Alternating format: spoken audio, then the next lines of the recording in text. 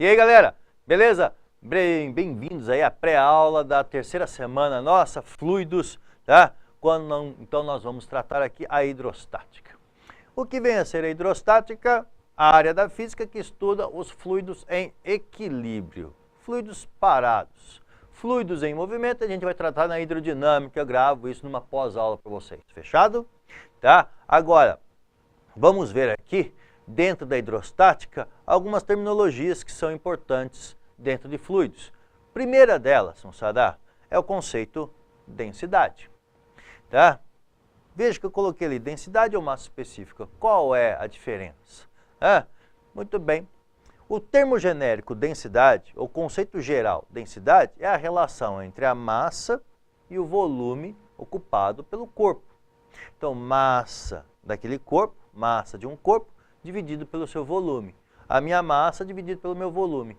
Aliás, vocês já pensaram nessa hipótese? Como é que eu poderia encontrar o meu volume? Pica-pau, sei lá, lado ao cubo. Mas lado ao cubo é de quem? É do cubo, certo? A área da base vezes a altura. Isso aí é cilindro, isso aí é prisma. O corpo não tem um volume regular, né? Não tem uma equação que você calcula. Vocês imaginam um jeito de calcular o volume do corpo? Te digo, mergulhe esse corpo.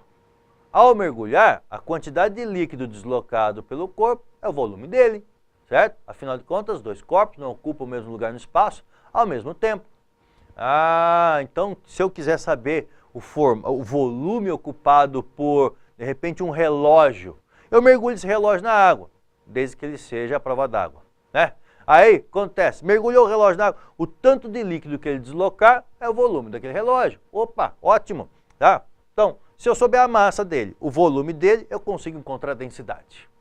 Agora, coloquei também o termo massa específica, por quê? Identificado com a letra Mi, é também massa sobre volume. Você fala assim, mas é a mesma coisa? É a mesma coisa? Sim, é a mesma relação, massa dividido por volume. A diferença é que eu uso o conceito massa específica para medir a densidade de substâncias puras. Então eu falo massa específica do alumínio. Por quê? Só alumínio. Massa específica da água. Por quê? Só a água. Então é o quê? Uma substância sem misturas, sem buracos, sem regiões ocas, sem interstícios. Exatamente. Se eu pegasse com vocês e falasse assim, um chocolate aerado. Fica para falar isso essa hora, dá uma fome.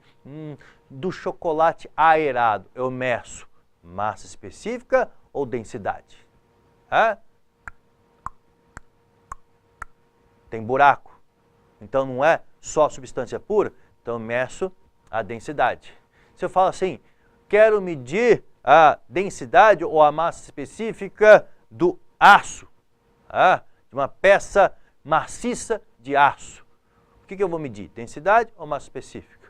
Tanto faz, mas o termo utilizado é massa específica, porque maciço, puro, aço, tá ok? Sem interstício, sem mistura, tá lá, beleza? Então, a diferença é que eu uso densidade como um conceito geral e massa específica para a medida de substâncias puras. Legal? Agora, massa, volume, quais são as unidades? Então, vamos ver? Está lá. Massa, quilograma, volume, metro cúbico. Essas são as unidades do Sistema Internacional. Então, falar quilograma por metro cúbico, unidade do Sistema Internacional. Agora, grama por centímetro cúbico também é muito utilizado, quilograma por litro também é uma unidade que aparece bastante. Para passar de quilograma metro cúbico para grama por centímetro cúbico, eu vou ter uma relaçãozinha que é o quê? Então, de quilograma por metro cúbico para grama centímetro cúbico, eu vou dividir por 1000. E a operação inversa de grama centímetro cúbico para quilograma metro cúbico, a operação inversa da matemática. Então, multiplicar por 1000. Pica-pau, a água tem densidade 1 grama por centímetro cúbico.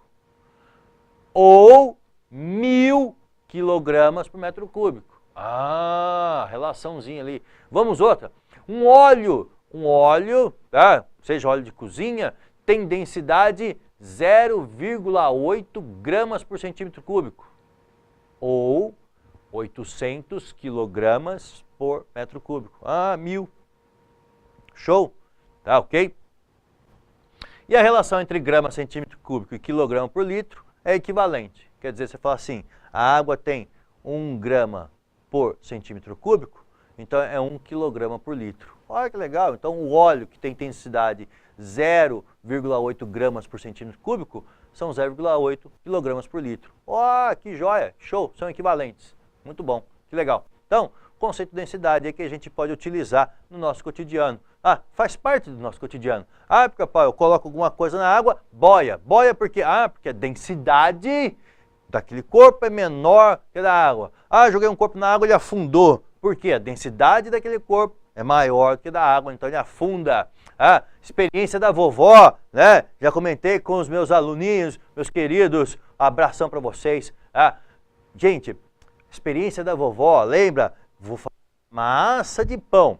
Fiz a massa, joia? Deixei a massa descansar com fermento. Tirei uma bolinha daquela massa, coloquei dentro de um copo com água. O que vai acontecer? O fermento faz a massa crescer, vai aumentar o volume. No que aumenta o volume daquela bolinha, diminui a densidade dela, então ela passa a flutuar. Nossa, o corpo que antes estava afundado, um corpo que antes tinha uma densidade grande, maior que a da água, portanto no fundo, ao aumentar de volume, diminuiu a densidade, passou a flutuar, passou a ter densidade menor que a da água. Caramba, então lá, massa sobre volume. Legal? Coloquei um exercício aqui para treinar um pouquinho. Vamos ver, ó. Olha só. Uma pessoa, ao acordar, foi tomar café da manhã à margem da represa. Ai, que gostoso, tal. Preparando um pingado, misturando 70% de leite com densidade 1,2 gramas por centímetro cúbico e 30% de café com densidade 1,1 grama por centímetro cúbico. Determine a densidade da mistura. Então o que está acontecendo? Cara, veja comigo. Mistura. Estou misturando duas substâncias de densidades diferentes. Mas foi dado para vocês o quê? As proporções de cada uma. 70% de café, 30% de leite. Como é que eu vou jogar isso? Olha lá. Tá? 70% de leite, 30% de café. Tá? Veja, 70% de quanto? 1,2. 30% de quanto? 1,1.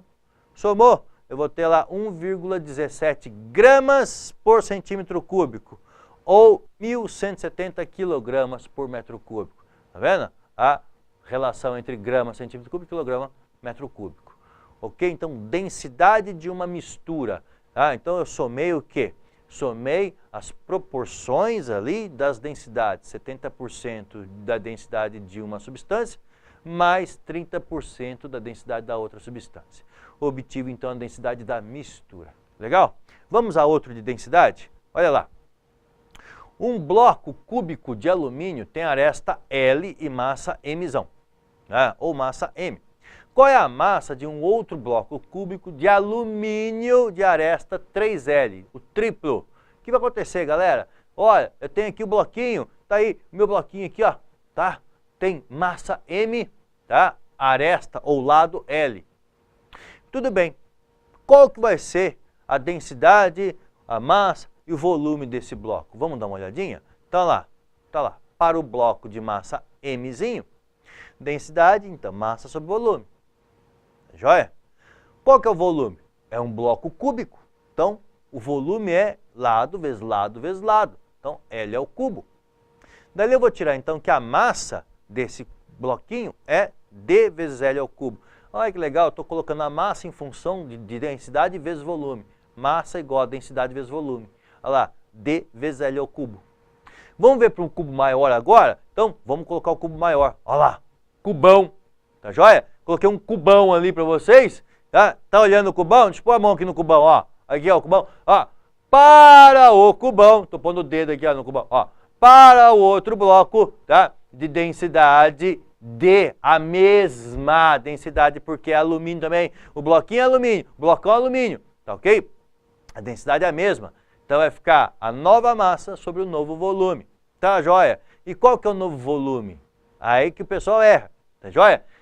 O lado é 3L. Então é o lado 3L multiplicado pelo outro lado 3L, multiplicado pelo outro lado 3L. Então é 3L elevado ao cubo. Às vezes o pessoal deixa 3 fora do expoente ali e acaba errando o exercício, tá? Então, quanto vai dar essa continha aí? Vai ficar 27 L ao cubo. Ora, então, a nova massa vai ser quanto? 27 L ao cubo vezes a densidade do alumínio. Mas dL ao cubo, olha lá em cima. Olha na primeira linha de desenvolvimento. É a massa do bloquinho. Então, qual é a nova massa? 27 vezes maior que a massa do bloquinho. Caramba, cara. Então, o blocão, certo? Tem um volume muito maior, consequentemente uma massa muito maior. O volume 27 vezes maior, uma massa 27 vezes maior. Show? Beleza? Vamos adiante? Olha só. Conceito agora que é o conceito de pressão. Tá? Vou aplicar pressão numa superfície. O que é aplicar pressão? É você aplicar uma força sobre uma área de contato. Aplicar uma força sobre uma região. Tá joia? E ao fazer força sobre uma região, você está fazendo o quê? Desenvolvendo o conceito pressão. Beleza? Tá bom? E esse conceito, moçada, vai depender não da força geral, genérica ou força qualquer. Não, é uma força específica. Qual? A força que é perpendicular à superfície. Beleza? Se essa força, então, que nós vamos estudar não é qualquer uma, e sim é a força perpendicular, mas é normal, então. Exato. Tá? Por isso dizer para vocês o quê? Que pressão é força normal sobre área de contato. Força sobre área? Sim, mas não é qualquer força. É a força normal pela área de contato. Beleza? Qual a unidade que nós vamos trabalhar aqui? Está lá. Força normal sobre área. Então é Newton dividido por metro quadrado ou simplesmente Pascal. Pá! 1 Pascal, 2 pascais, 3 pascais, 10 milhões de pascais. Tá ok? Então, tá aí. Força normal sobre área. N Newton por metro quadrado. Pascal. Tá joia? Bora! Lembrar aqui, moçada, uma relação que existe entre Pascal e a unidade de pressão atmosférica, o ATM. Então, lá, um ATM é aproximadamente 10 a quinta Pascal. Para as contas, está ótimo, 10 a quinta Pascal. Tá ok? Então, um ATM é aproximadamente 10 elevado a quinta Pascal. Muito bom. Agora, isso aqui é força sobre área. Então, a pressão que um corpo exerce sobre a superfície, a pressão que um corpo faz sobre uma superfície, força pela área de contato. Legal. Pica-pau, se a área de contato for muito pequenininha, então o que vai acontecer? A pressão vai ser grande, tá? Imagina você apertar entre suas mãos um lápis. O que vai acontecer? O lugar, a região pontiaguda, vai machucar mais, claro. A força trocada é a mesma. Estou apertando o lápis. A força trocada é a mesma. Mas, na região pontiaguda, a área é menor. Então, pressão maior. Machuca mais. Então essa ideia de pressão acaba sendo utilizada em várias situações cotidianas, né? Por exemplo, para você bater um prego numa superfície, por que você usa o lado pontiagudo na madeira? Exerce mais pressão, então o poder de perfuração é maior. As moças que usam salto alto, o salto muito fino pode penetrar na superfície, então elas não vão usar esse salto em qualquer lugar. Os blindados ou os tratores, eles são escolhidos mediante a região que eles vão atuar. Então, um trator ou um blindado, um tanque de guerra que vai operar numa região que é arenosa, ele vai operar com que tipo de suporte de transporte, né? Que tipo de roda? Na verdade, não é a roda, e sim a chamada esteira. Para quê? Para ter menor possibilidade de atolar. Por quê? Porque maior área, menor pressão, então não atola. Porque, Paulo, eu fui apoiar um negócio na superfície, tá ok? Mas ele era pontiagudo. Aí me falaram para pôr uma tauba debaixo.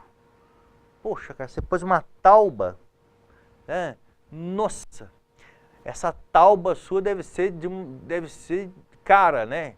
É difícil de encontrar, né? Ora, por que te pediram para você colocar uma madeira, uma tábua debaixo ali do apoio? Para aumentar a área de contato. Então diminuir a pressão, dificultar a possibilidade do quê? De aquilo penetrar na superfície. Legal, não é? Tá joia? Tá bom? Então, moçada, tá aí, pressão. Agora, pode acontecer de você ter que trabalhar com duas pressões. Como assim, Pica-Pau? É uma variação de pressão. Deixa eu fazer esse exercício com vocês, olha, inclusive a ideia do salto alto. Vamos lá desenvolver isso aqui, ó. Símbolo de beleza e elegância, os sapatos de salto alto são usados e desejados por mulheres de todas as idades.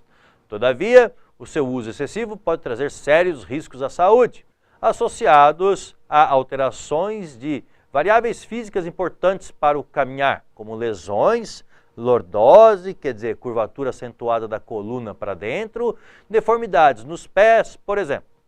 Na figura abaixo são apresentados dois modelos, A e B, bastante comuns de sapatos de salto alto, ambos número 34.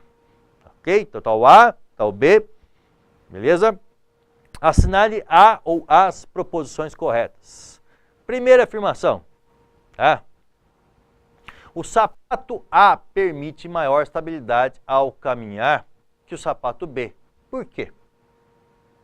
Base maior, mais apoio, mais estabilidade, porque tem mais base, mais apoio, tá? Beleza? Então, verdadeira. 2. Com o uso do sapato de salto alto, o centro de gravidade do corpo é deslocado para frente em relação à sua posição normal sem o sapato. Como assim, pica-pau? Ó, vamos ficar de lado aqui para vocês. Estão me vendo de lado? Tá difícil, eu sei que tá difícil, tem uma região um pouco avantajada aí, tá ok? Olha, quando a moça está de salto alto, acontece, o corpo dela é projetado para o quê? Para apoiar o corpo sobre o quê? Sobre praticamente a região ali dos dedos. Então ela projetou o corpo para frente, ficando o corpo apoiado numa base menor. Então o corpo foi projetado. Tá? Então o uso do salto alto joga, transporta, desloca o centro de gravidade do corpo para frente. Sim, é verdade. Diminuindo inclusive o equilíbrio. Tá joia? Quarta, afirmação de valor 4. O sapato B permite uma distribuição mais homogênea do peso. Sério? B aqui, ó, mais homogênea? Ah, você só tem 2 pontos de apoio, um inclusive é muito pequenininho, tá? Então tá errado, né? A distribuição não é homogênea. A tem uma distribuição melhor que B, não é verdade? 8. Caminhar com sapato de salto alto pode ser comparado a caminhar descendo um plano inclinado. Sem dúvida, você está o tempo inteiro com o pé assim, ó, inclinado, olha lá. Sempre com o pé assim inclinado, é como se estivesse descendo uma rampa. Que beleza! Ah, pica-pau, ai, eu comprei um sapato para minha esposa, eu gostei tanto que eu fui lá e dei um lustre nele, passei um óleo bonito. Ela pôs e escorregou. Claro, filho, é como se fosse um plano inclinado, vai cair de bunda. Agora, a oitava então correta, beleza? 16, a pressão sobre o solo em uma caminhada com o sapato A é maior que com o sapato B, para uma mesma pessoa? Peraí, quem tem maior área de contato, não é A? Maior área de contato, menor pressão. Então, quem exerce maior pressão sobre o solo? O sapato A ou o sapato B? Maior pressão, sapato B. Vamos ver as corretas? Então, olha só, né? Aí, opa, pulou. Corretas, então, 1, 2, 4 e 8. Erradas, 4 e 16, né? Então, afirmação de valor 4, afirmação de valor 16. Ok? Ora, como eu falei para vocês, vamos tratar um pouquinho aqui a situação de variação de pressão, tá ok? Peguei ali, né, uma superfície, tá? Que a ideia para passar para vocês seria a ideia de um avião, tá? Visto de frente. Ah, então estou olhando para um Boeing e olhando aqui para mim, para minha cara. Tá o narizinho do Boeing ali, olha que bonitinho. Existe uma pressão externa atuando sobre ele, a pressão atmosférica externa na altitude em que ele estiver. E dentro, para conforto dos passageiros, existe uma pressão interna.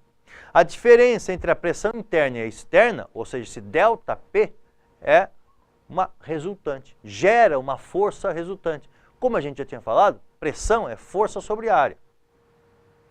Agora, a variação de pressão gera uma variação de força, então uma resultante sobre a área de contato. E para onde que aponta essa resultante? Ela sempre vai apontar da maior para menor. É sempre da maior pressão para menor pressão. Daí o porquê você conseguir sugar as coisas com canudinho. Porque na tua cavidade bucal você faz o quê? Uma pressão menor que a atmosférica. Então o líquido vai para a tua boca, porque da maior para menor. Você respira por quê? Porque o teu diafragma, ao se movimentar, tá? Ao abaixar, provoca uma pressão interna menor que a atmosférica. Então, vai da maior para menor. E quando ele sobe, a interna fica maior, então vai da maior para menor. Beleza? Então é assim que você faz a movimentação do ar dentro do seu pulmão. Não é enchendo e fechando o pulmão. Estica o pulmão, virou pomba agora. Não, ok? Não é por causa disso que você enche o ar, enche o teu pulmão de ar. É por causa de diferença de pressão. Legalzinho? Beleza? Então, moçada, tá lá, tá? ΔP, variação de pressão resultante sobre a área de contato. Vamos dar uma olhadinha aqui, ó. Tá? Olha, coloquei para vocês um corpo de 10 kg e base 25 centímetros por 20, está apoiado sobre uma superfície plana inclinada de 60 graus com horizontal. Determine a pressão exercida pelo corpo sobre a superfície. Considere G igual a 10 metros por segundo ao quadrado. Esse exercício, moçada, tem uma implicação. Qual? A normal, a força de contato com a superfície, vai ser o peso? Não vai. Vai ser um P ali, ó, componente. Então, vou calcular esse P componente. Tá lá, P cosseno do ângulo de inclinação. Tá? Então, vai ficar lá, esse P cosseno vai dar 100 vezes meio. Então, P igual a 50 newtons. Então, eu vou descobrir o quê? Que a componente da força na direção da normal tem valor 50. Então, quanto vai ser o valor da normal? 50 newtons. Então a força sobre a superfície, 50 newtons. É essa força sobre a superfície que exerce pressão? Sim. Então, moçada, para calcular a pressão, a gente vai precisar da força e da área de contato. Tá aqui, ó. Você tem um corpo de 25 centímetros por 20. Então, 25 centímetros é 25 vezes 10 a menos 2 metros. 20 centímetros, 20 vezes 10 a menos 2 metros. Multiplicou isso, 500 vezes 10 a menos 4 metros. Por que você converteu para metro, Capal? Por que você deixou aqui em metro e lá em metro? Porque para você obter a unidade metro quadrado. E aí, ao relacionar Newton com metro quadrado, eu obtenho a unidade do sistema internacional chamada Pascal. Fechou? Olha só. Qual vai ser a pressão? 50, que é a força normal, sobre a área 500 vezes 10 a menos 4. Fazendo essas continhas aqui, olha só. Então, 50 é 5 vezes 10 a primeira, 500 vezes 10 a menos 4 é a mesma coisa que 5 vezes 10 a menos 2. Passando aí a potência para cima, então vai ficar o quê? Mantém a base, subtrai os expoentes. 1 menos 2, 3. Então você vai ter uma pressão desse corpo sobre a superfície de quanto? 1000 Pascal, tá? 10 a terceira Pascal. Legal? Mas qual o cuidado que eu tive que ter nesse exercício? Que a força que exercia sobre a superfície não era o peso, e sim uma componente desse peso. Beleza? Vamos adiante? Tá lá. Variação de pressão. Num avião, a pressão interna é mantida em 0,9 atm para conforto dos passageiros, enquanto a pressão externa durante o voo é 0,5 atm. Determine a resultante que atua sobre uma janela de 40 centímetros por 40 centímetros. Considere 1 atm igual a 10 a quinta Pascal. Então, lá, eu tenho uma pressão externa e uma pressão interna. A diferença entre essas duas pressões vai gerar uma resultante. Beleza? Então, vamos ver aqui com vocês o seguinte. Opa, vamos lá. Aí.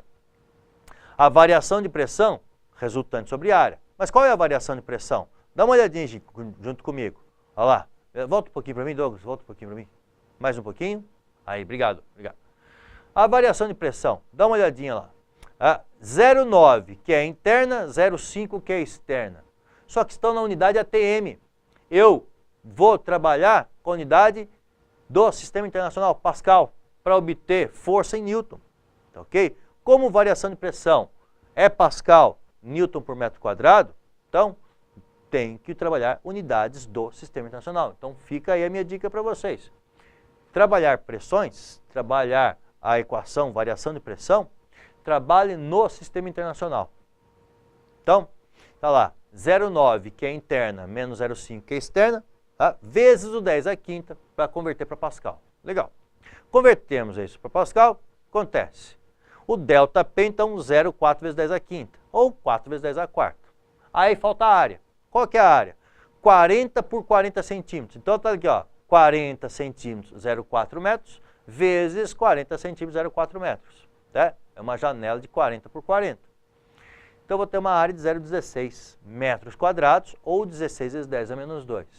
Vou jogar isso na equação para vocês. Então, tá lá, na equaçãozinha, variação de pressão, 4 vezes 10 a quarta, que é igual a resultante sobre a área 16 vezes 10 a menos 2. Vou obter, então, ali uma força resultante de 6,4 vezes 10 a terceira newtons, 6.400 newtons de força atuando naquela janela. Essa janelinha, moçada, tem que suportar o peso equivalente a um corpo de 640 quilos. Ô, louco! Não é à toa que o vidro é grosso, o vidro é resistente. Sim, tá? Para suportar essas pressões, suportar essas forças. Legal? Tá joia? Muito bem, moçada. Aí, nós temos esses conceitos básicos da hidrostática que são, então, densidade, massa específica, pressão, variação de pressão. Joia? Gravamos na próxima aula sobre a pressão hidrostática. Até lá!